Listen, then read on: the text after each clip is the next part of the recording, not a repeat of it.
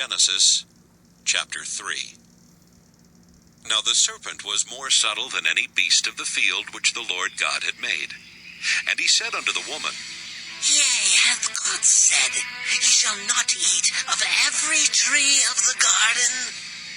And the woman said unto the serpent, We may eat of the fruit of the trees of the garden.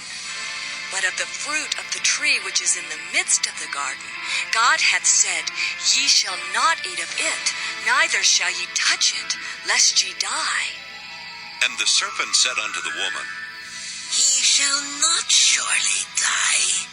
For God doth know that in the day ye eat thereof, then your eyes shall be opened, and ye shall be as gods, knowing good and evil.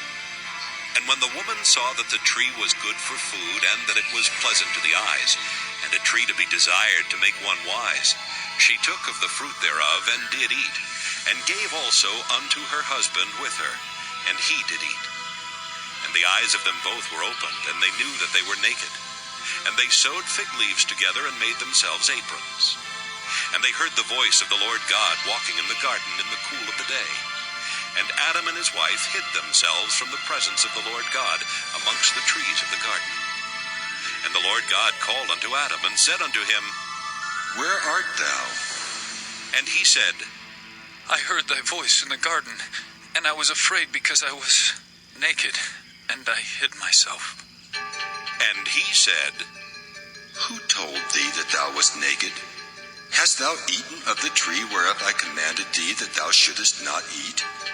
And the man said, The woman whom thou gavest to be with me, she gave me of the tree, and I did eat. And the Lord God said unto the woman, What is this that thou hast done? And the woman said, The serpent beguiled me, and I did eat.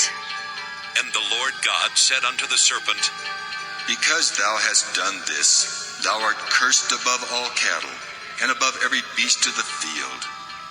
Upon thy belly shalt thou go, and dust shalt thou eat all the days of thy life. And I will put enmity between thee and the woman, and between thy seed and her seed. It shall bruise thy head, and thou shalt bruise his heel. Unto the woman he said, I will greatly multiply thy sorrow and thy conception. In sorrow thou shalt bring forth children, and thy desire shall be to thy husband, and he shall rule over thee. And unto Adam he said, Because thou hast hearkened unto the voice of thy wife, and hast eaten of the tree of which I commanded thee, saying, Thou shalt not eat of it. Cursed is the ground for thy sake. In sorrow shalt thou eat of it all the days of thy life.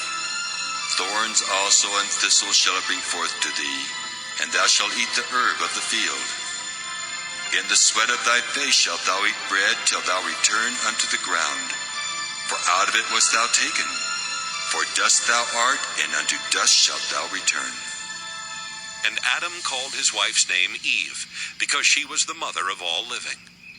Unto Adam also and to his wife did the Lord God make coats of skins, and clothed them. And the Lord God said, Behold, the man is become as one of us to know good and evil. And now, lest he put forth his hand, and take also of the tree of life, and eat, and live forever. Therefore the Lord God sent him forth from the Garden of Eden to till the ground from whence he was taken. So he drove out the man, and he placed at the east of the Garden of Eden cherubims, and a flaming sword which turned every way to keep the way of the tree of life. Genesis